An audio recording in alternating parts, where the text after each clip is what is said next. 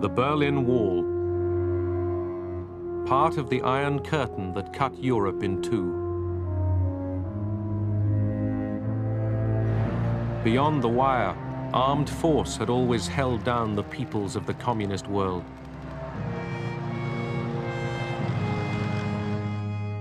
In 1989, the wall was still intact, but there was a new mood in Moscow.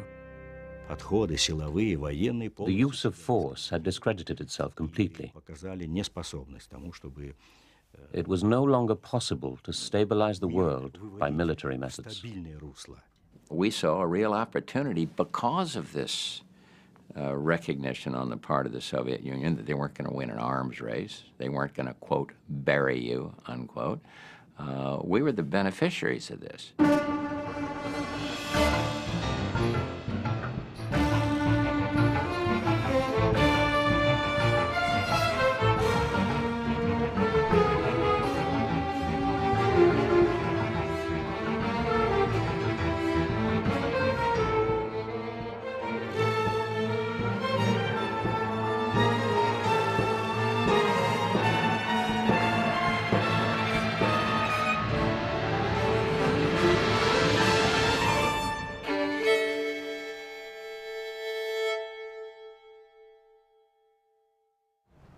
December 1988.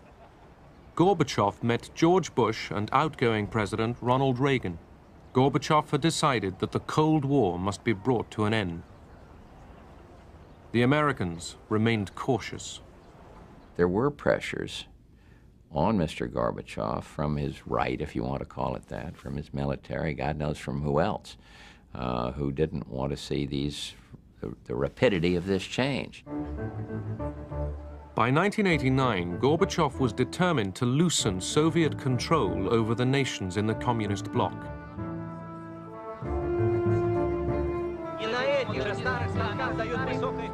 Gorbachev told the peoples of Eastern Europe that they had the right to choose their own futures. But his listeners wondered what would happen if non-communists won power. Would the Soviet Union really stand aside? Gorbachev was convinced that when these countries got their freedom, they would choose socialism with a human face.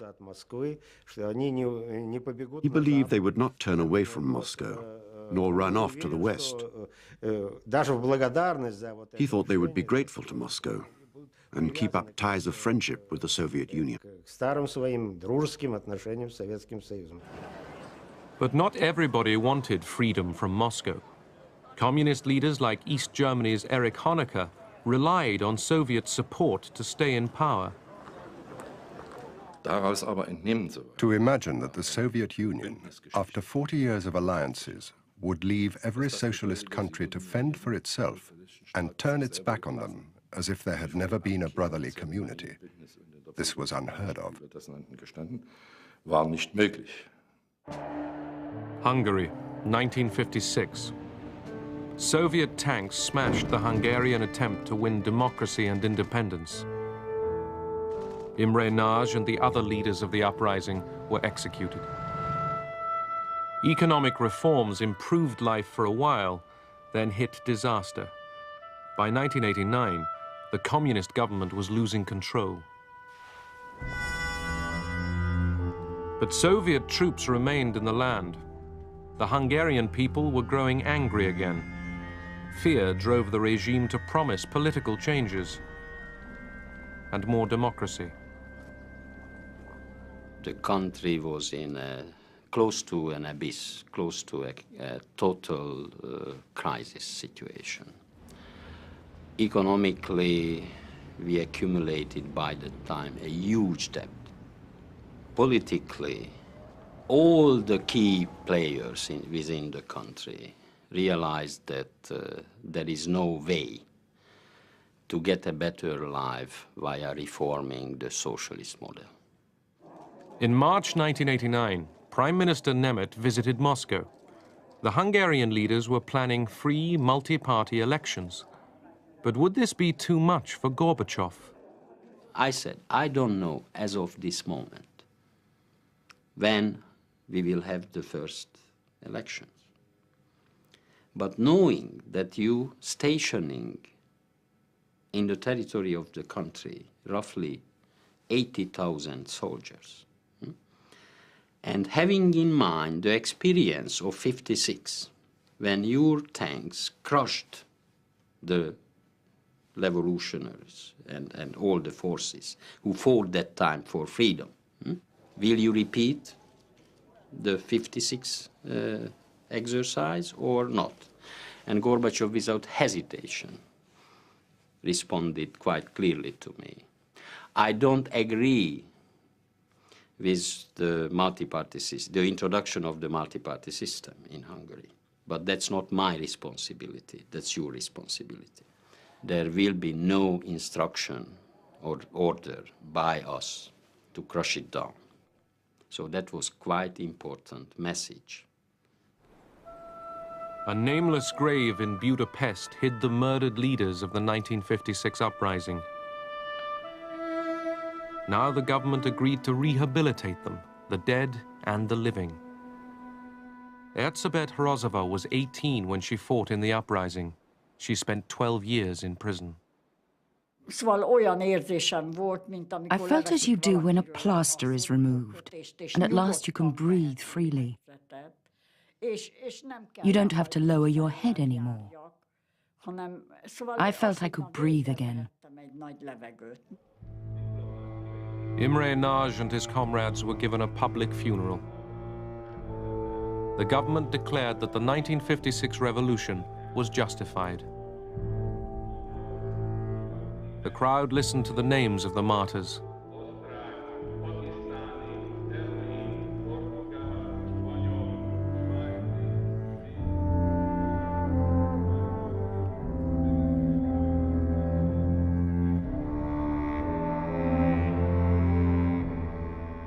I was stunned to see that on that list, young boys, when they prisoned them, arrested them, they were 16 years old.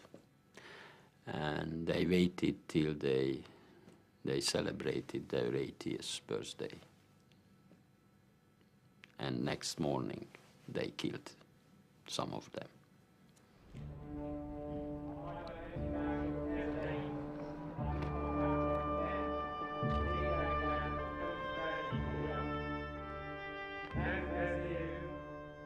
The reburial meant to us a reconciliation with our past and history. It meant a new start, a fresh start, especially in the political side of our life, and a renewal. A month before, the Cold War had lost a symbol. The Hungarian government took down the barbed wire on its border with Austria and the West. The Soviet Union did nothing. Although travel was still not completely free, the Iron Curtain was starting to unravel. I refused to give to the Home Minister money in that year's budget for the renewal or the refurbishment of the old barber wired system. They said that the Iron Curtain was technically obsolete. It didn't work as a barrier anymore. They should not maintain a construction that endangered people's lives. Hungary's boldness alarmed the hard-line Warsaw Pact leaders. None was more shocked than the East German ruler Erich Honecker. His state formed the Soviet Empire's frontier with the West. Honecker's first reaction was to send the Minister of Foreign Affairs to Moscow to protest against this decision. Moscow's answer was, "We can't do anything about it." This was unique. It was the first time that Moscow had said anything like this to us.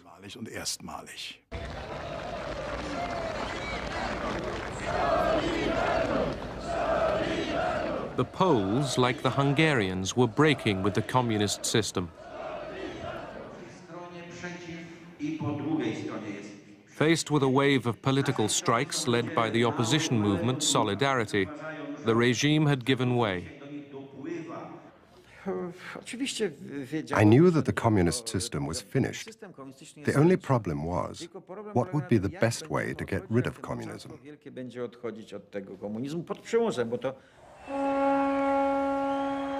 In 1981, with Soviet approval, Solidarity had been crushed by the Polish army. Its leaders were imprisoned. Now, in early 1989, the government opened round-table talks with Solidarity. The Polish communists were prepared to share power, to discuss a shift towards democracy. Democratic institutions were being formed. They were substitutes for a full democracy. But we were different compared to the other countries of the bloc. We were, in a way, a heretical island. In June, elections were held.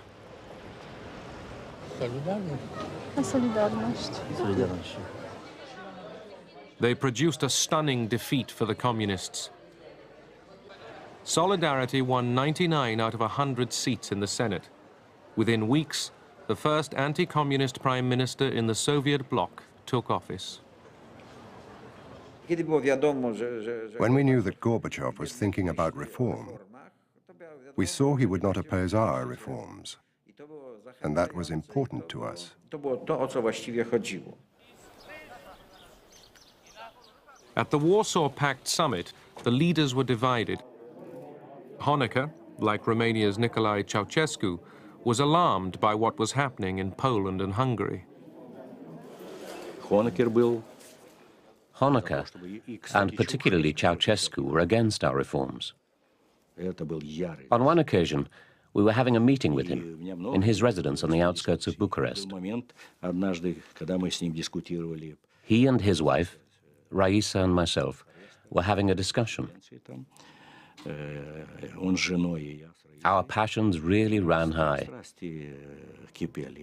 We spoke in such loud voices that we had to remove all our security people so that they wouldn't hear us.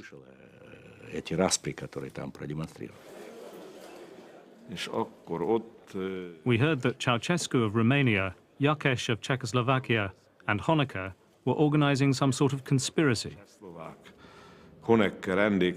They wanted to talk Gorbachev into intervention against Poland and Hungary. They said that these nations had already passed the limits of what was acceptable in socialist countries. When I heard the first proposal from Ceausescu on this, I looked at the other side of the table where the Soviet delegation was seated, and our eyes crossed each other's eyes. So he was signaling to me that, okay, don't argue against. So in other words, he sent me by his eyes an important message that you don't have to say a word. It will not happen. And it did not. In July, President Bush visited Poland and Hungary. The West gave them moral support for democratic change, but little more. We did have some modest economic packages for both countries, but really, we did not want to kind of pump money down a rat hole either. We wanted to be sure that the economic reforms, the moves towards free markets, those things, were for real, that they were going to continue. This dismantling was made possible by the... In Hungary, Bush was presented with a piece of barbed wire, a souvenir of Hungary's dismantled Iron Curtain. We believe that the artificial, physical, and spiritual walls still existing in the world someday shall collapse everywhere. And that is just beautiful. Thank you, sir.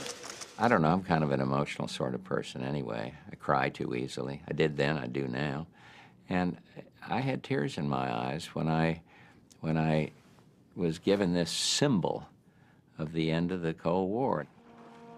On his Wyoming ranch, James Baker, Bush's Secretary of State, discovered a real friendship for Eduard Shevardnadze, the Soviet foreign minister.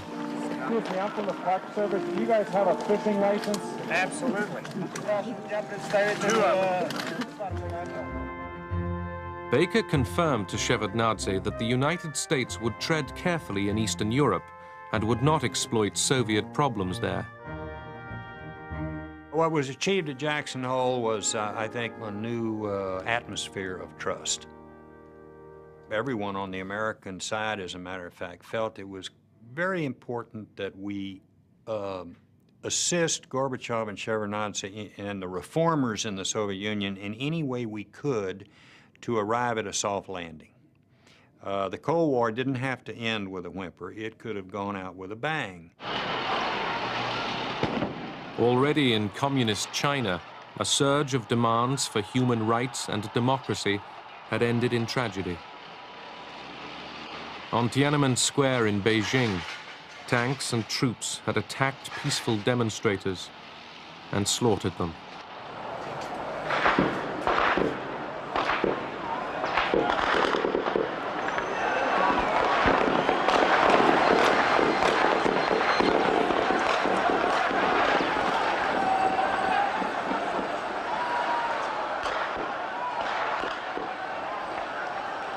The world shuddered.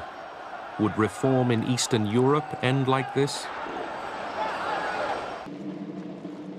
Erich Honecker in East Germany admired the Chinese solution to political protest. Honecker refused to admit that anything was wrong with his own system. I told them that they were responsible for the situation in their own countries. You decide what reforms you need. We need perestroika. Whether you need perestroika is up to you. Honecker said, we've done our perestroika. We have nothing to restructure. But in reality, East Germany was rotting away. Pollution poisoned air and water. The economy was running down. The police state stifled all initiative. There was apathy in public, daydreams in private. Wissen Sie, die meisten in der DDR hatten sich eingerichtet, hatten sich zurückgezogen. Most people in the GDR withdrew into their private lives. Absolvierte den Job. You went to your job, saw to it that your private life was protected from harm. Einbringen kann, integrieren kann. Then you withdrew into your home, with your friends, in your own private world. Die berühmte Datscha, die man hatte, zurück. Und die you criticized society at home, but only among people you trusted. Vertrauten Kreis sehr kritisch beleuchtet. Eine Videokamera. There was a video camera installed in the building opposite us, which was trained on our window. Every private word we said, every dispute about who had to do the dishes, every argument with the children was listened to and noted down. Everyone who entered our house was videotaped. That summer, East Germans rushed to take holidays in Hungary. There was an escape hatch. Hungary's border with the West was weakening. In Budapest, East Germans besieged the West German embassy, demanding help to emigrate. It was known that every German from the GDR who chose to live in freedom and democracy would get all possible support from us. The West German Chancellor, Helmut Kohl, had confidence in Gorbachev. Kohl planned to rescue the Hungarian economy if the East Germans were allowed to go west. He trusted Gorbachev not to block the deal with the Hungarians. Die hier stehenden Mitglieder, Bürger der DDR, können mit ihnen DDR passieren, das Land verlassen. The Hungarians agreed to let the East Germans cross to the west. Honecker called the refugees moral outcasts. I believe he felt a mixture of anger and utter contempt for these masses of people. Wie überhaupt bei jemandem im Einzelnen auch, der das tat. In einer Mischung. These ungrateful people who had run over to the other side. Über Undankbarkeit nenne ich es mal. The refugees had been traveling from East Germany to Hungary in the hope of getting to the west. Now East Germany blocked travel to Hungary. Desperate, the fleeing East Germans turned to Czechoslovakia. They gathered at the West German embassy in Prague.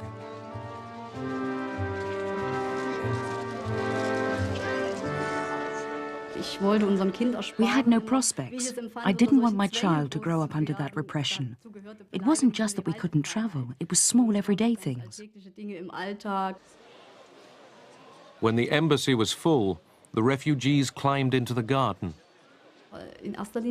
We didn't know what was going to happen to us. We knew there were many people inside waiting, but we weren't sure whether there would be police inside, or even the state security police, the Stasi. We walked fearfully along the fence, and then people from inside the embassy came up and said, "Don't you want to come in?" We were astonished and said, "Yes." "Wait," they said, "we'll get a ladder." We climbed the fence and were inside. At first, we saw just people. It was frightening, people everywhere. More and more refugees crammed themselves into the embassy and refused to leave. Ich habe da keine Perspektive gehabt. Gearbeitet die Woche 70 Stunden, 30 Stunden maximal geschlafen und am Ende 1500 Mark drüber geblieben. Das ist nicht normal, das ist keine Perspektive für meine Familie und mich. The Czech police made futile attempts to stop the inrush. Inside the embassy, the overcrowding and squalor grew worse day by day. Both German governments, East and West, were at their wits' end. West Germany's foreign minister, Hans-Dietrich Genscher, came to Prague. Under Soviet and West German pressure, Honecker had consented to a face-saving deal.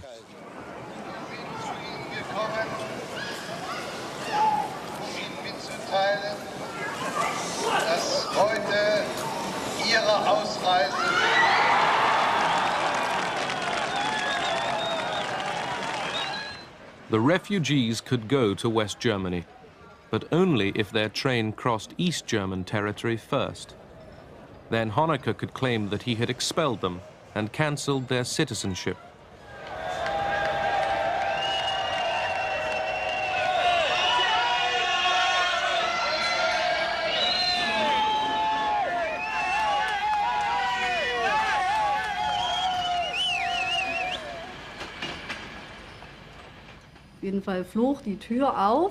The train stopped.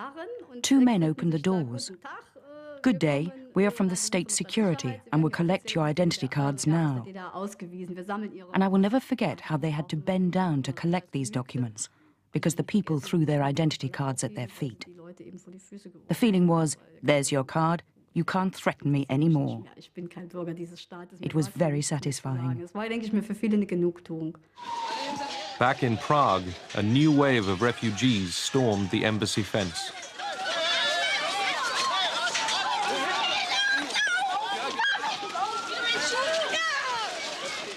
Their last chance of reaching the West seemed to be vanishing.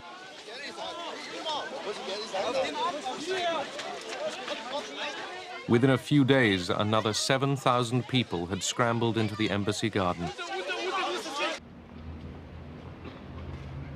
Some East Germans chose to stay and protest. The Lutheran churches were sheltering an opposition movement. Inspired by Gorbachev, the protesters dreamed of turning East Germany into a democracy. Ich glaube, für die meisten war Gorbatschow eine große Hoffnung. Gorbachev gave us great hope. First of all, he tried to change his country in the same way as we wanted to change our country, through perestroika, a gradual liberalization. In Leipzig, the police struck back. On September the 4th, Western journalists filmed plainclothes security men as they attacked the demonstrators.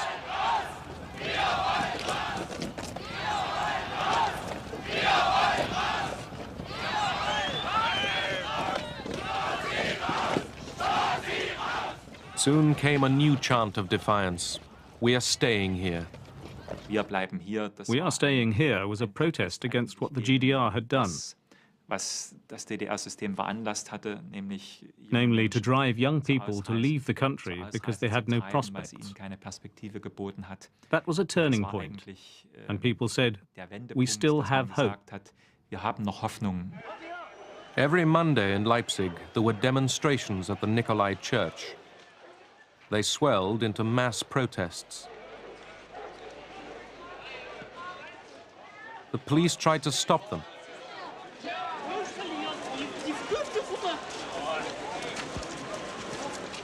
But the government was losing its nerve. Kennwort dafür, Sprach. In short, we were speechless because we were helpless. Hilflosigkeit. Weil dieses Land because this country und diese Führung and this leadership had never before experienced a conflict which was so openly expressed. Dartun konnte. Only Honecker seemed to notice nothing amiss. On the eve of East Germany's 40th anniversary that October, he was confident as he waited with his colleague Egon Krenz to greet his senior guest, Mikhail Gorbachev. The Soviet delegation already knew that the East German regime was tottering. The outward show of victorious celebration went ahead. Then, at the torchlight parade of communist youth, the marchers dropped their rehearsed slogans. They began to chant another name, Gorby.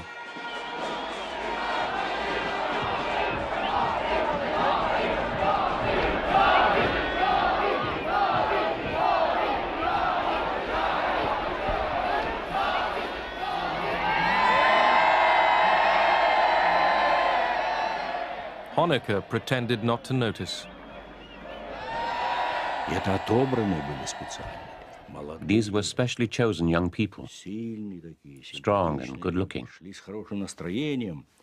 They were in a cheerful mood, but they started chanting slogans. Gorby, help us. Gorby, stay here.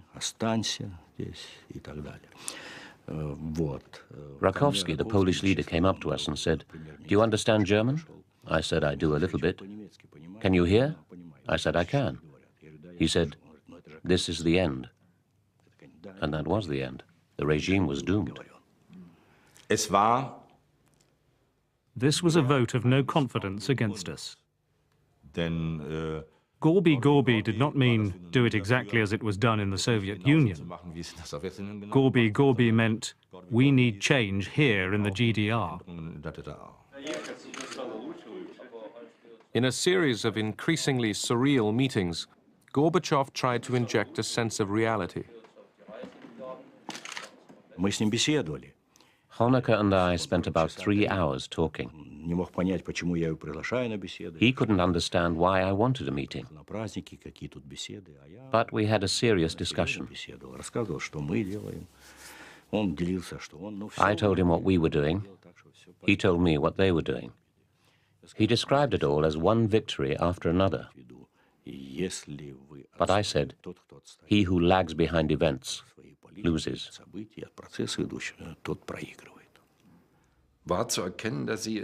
It was absolutely clear to me that both sides spoke about two completely different things. They did not try to meet in the middle. During the whole conversation, they did not agree on a single thing. dass das also fundiert gewesen wäre.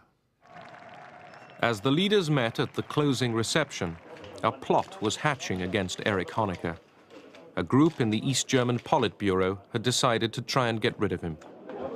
Nun müsste die Zauderei, We could no longer afford to hesitate in removing Honecker. was Honeckers anbelangt, endlich We had to act fast. Wir müssen uns beeilen. Und daraus konnte man entnehmen, dass die Welt, You could see that he did not understand what was going on. wenn jemand in einem He had an autocratic approach to what was happening around him. dann He ist es couldn't in cope der with the Tat situation. Also für ihn nicht mehr nachzuvollziehen. Verehrte ausländische Gäste, recht herzlich danken, dass Sie an den Feierlichkeiten aus Anlass des 14. Jahrestages der Deutschen Demokratischen Republik teilgenommen haben. At dinner with Gorbachev and the leaders of the Warsaw Pact countries, Honecker was a complacent host. Meanwhile, a hostile crowd was gathering outside.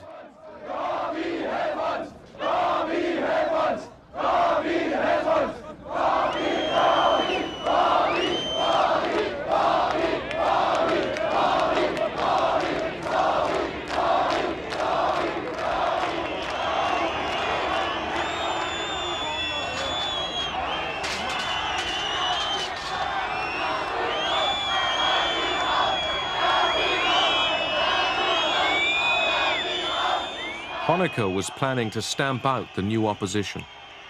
No one was sure how far he would go. There was a permanent fear that there might be a Chinese solution to the problem and that weapons might be used.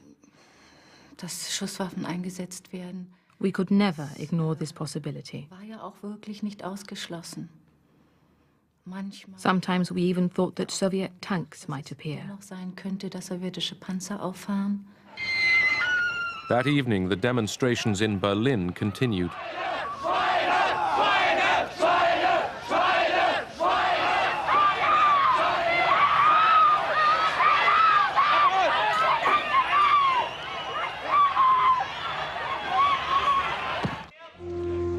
In Leipzig, earlier that day, the authorities made ready to meet the demonstrations with armed force.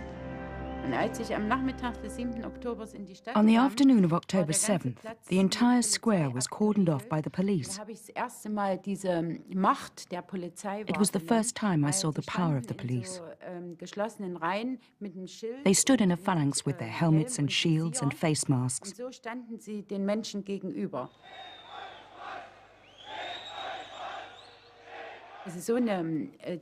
And standing there right up to them, we felt their force and violence.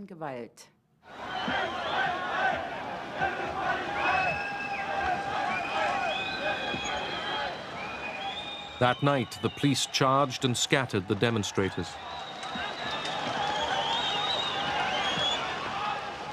But an even larger protest rally was called for 2 days later. The army was on standby. They realized that they could no longer control the events with the police alone. They wanted to use us to increase the pressure on the situation. Almost all paramilitary brigades were mobilized.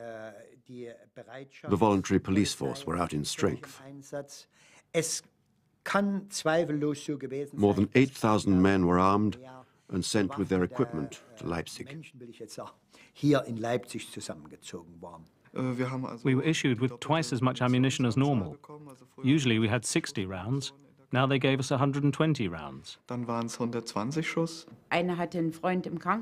One of us had a friend at the hospital, and he'd heard that blood reserves had been ordered, and spare beds were to be kept free on that day. The city was in a state of emergency. Shops had to close at 5 o'clock. We felt very intimidated. At work, people warned each other, don't go into town tonight. Who knows what's going to happen?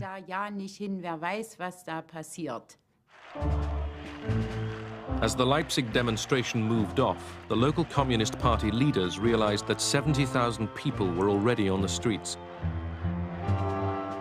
Alarmed, the Soviet ambassador telephoned the commander of Soviet forces in the region.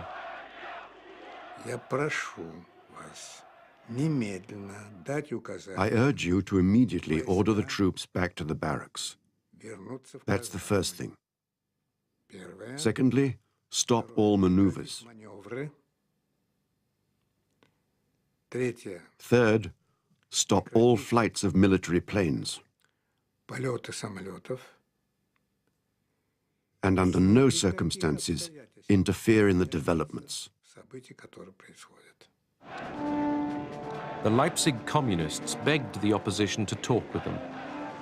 Then, without higher orders, they pulled back the East German police and troops. The demonstration went off peacefully. For East Germans, this was the turning point. People almost fell into each other's arms and said, "Oh my goodness, now something is happening, and now finally we're starting to talk to each other. And if we talk to each other, we won't shoot at each other."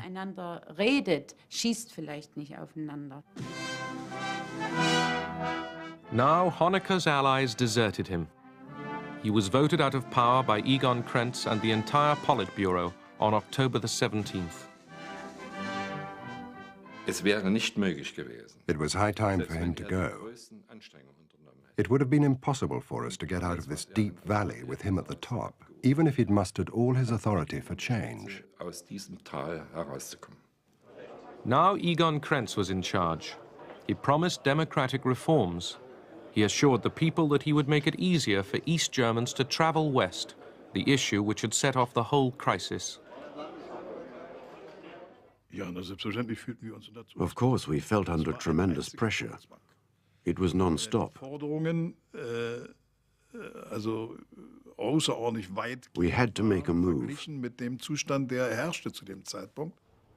On November the 1st, Krenz visited Gorbachev in Moscow.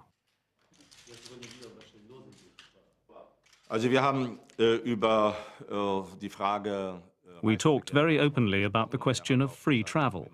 And he said to me, "If you don't find a new formula which allows the GDR citizens to travel, then things won't look good for you." Egon Krenz was unfortunately devoid of any charismatic qualities.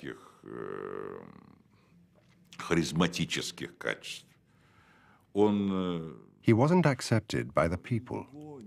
He wasn't attractive to the masses. He couldn't find the words to speak to people because he only spoke the old party jargon.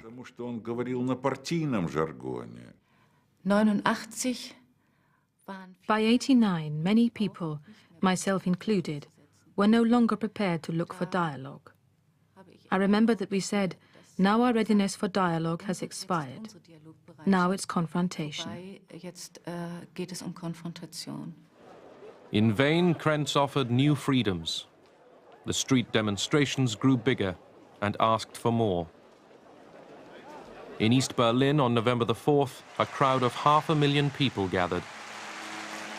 Liebe Freunde, Mitbürger, es ist, als habe einer die Fenster aufgestoßen, nach all den Jahren der Stagnation, der geistigen, wirtschaftlichen, politischen. If you live in a system that is suppressive, you don't walk upright.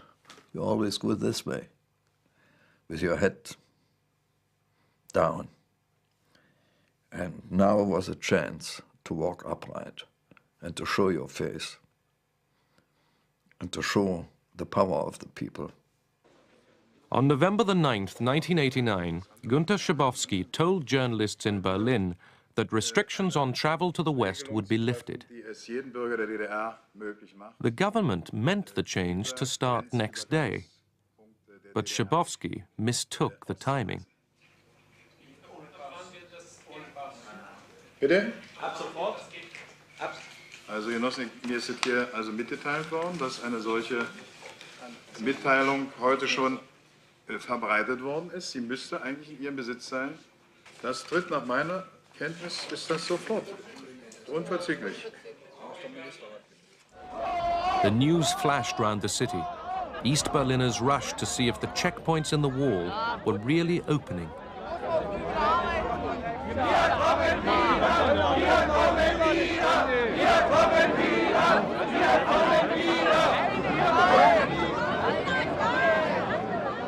The border guards were baffled. We didn't get any instructions from our superiors. None. Only observe the situation.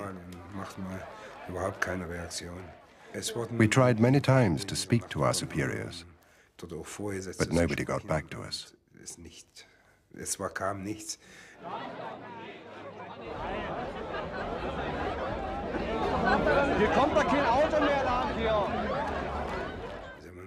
You have to bear in mind that our soldiers were fully armed on this day, as always, and they had one order. That order was to stop anyone trying to escape. But the crowds were huge now. Suddenly, the guards gave in. They opened the barriers.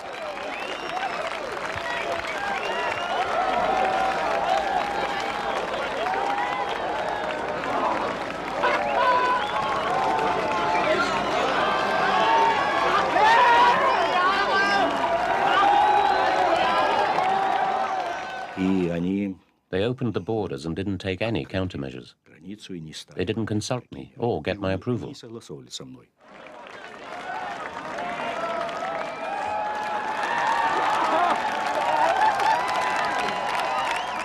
hat mich angerufen nach der... Das ist ein wunderschöner Tag.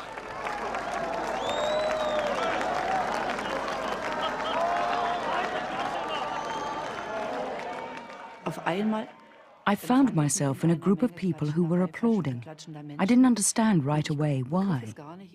Then I realized I really was in West Berlin, and West Berliners had come to the border and they were applauding us. We were all crying and embracing each other. Even now, when I look back, my heart is racing. It was so moving. Bekannte, die wollen wir besuchen, die warten um 12 Uhr. Wir wollen einfach mal rüber. Nur mal gucken. Das ist traumhaft. Und dann wieder zurück. Wann? Ne, heute irgendwann. Oder, also besser gesagt, doch heute. Wahnsinn! Wahnsinn! Was für toll. Das ist toll. 28 Jahre, das ist die Stunde. Ich bin sehr glücklich. West Berliners arrived from the other direction. They began to demolish the wall in front of the Brandenburg Gate.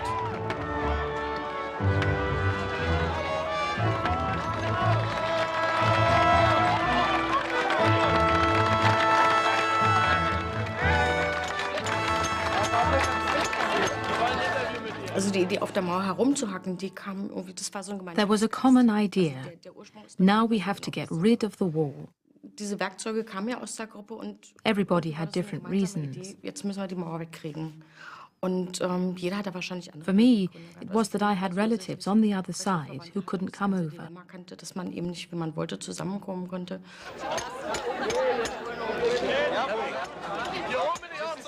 Oder wenn ich an meine Tante denke. When I remembered my aunt and how I couldn't see her before she died, it made me so angry. It was liberating to do something against the wall. Der Kommunismus ist gestorben. Wir nehmen das mit rüber. Die SPD ist tot. Ja, wir nehmen das mit rüber. Lebt doch noch. Ja, da haben wir mit so eine Zähne. It was emotional for me, but I must confess that I had in mind not overreacting. The stupidest thing that any president could have done then would have been going over there, danced on the Berlin Wall, and stick his fingers right into the eyes of the Soviet military and of Gorbachev. Now, who knows how they would have had to react.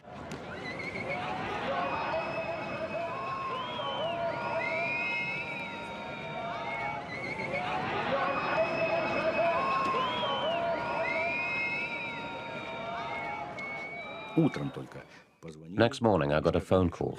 They told me what had happened. I said, you made the right decision. Because how could you shoot at Germans who walk across the border to meet other Germans on the other side?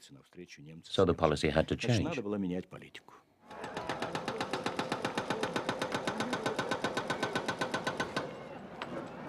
Across this wall, two worlds had faced each other in arms. Now their enmity was dumped into history. Germany would be reunited. But Europe's revolution against communism was not yet done.